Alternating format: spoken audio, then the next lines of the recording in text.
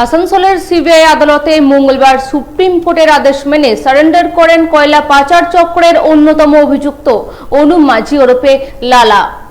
Honourable supreme কোর্টের অর্ডারে আমরা আজকে অনুপ মাঝিকে কোর্টে সারেন্ডার করেছিলাম। আমাদের সাবমিশন শোনার পরে কোর্ট ওনাকে ব্যক্তিগত জামিনে বন্ড দিয়েছে। আসানসোলের সিবিআই আদালতে মঙ্গলবার সুপ্রিম কোর্টের আদেশ মেনে সারেন্ডার করলেন কয়লা পাচার চক্রের অন্যতম অভিযুক্ত অনুপ মাঝি ওরফে লালা। বর্তমানে আসানসোল আদালতে মর্নিং সেশন চলায় সাত সকালে আদালতে হাজির হন অনুপ মাঝি।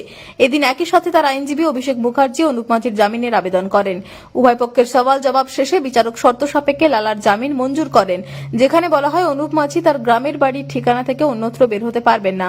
একই সাথে আদালতের প্রয়োজন অনুসারে তাকে হাজির থাকতে হবে। ওনাকে শর্ত দিয়েছেন যে উনি ওনার গ্রামের বাড়ি যে অ্যাড্রেসটা সেখান ছেড়ে উনি বেরোবেন না।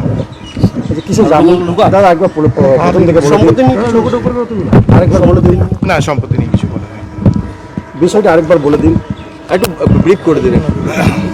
অনারেবল সুপ্রিম কোর্টের অর্ডারে আমরা আজকে অনুপ মাঝিকে অনারেবল কোর্টের কাছে সারেন্ডার করিয়েছিলাম। তাতে আমাদের সাবমিশন শোনার পরে কোর্ট ওনাকে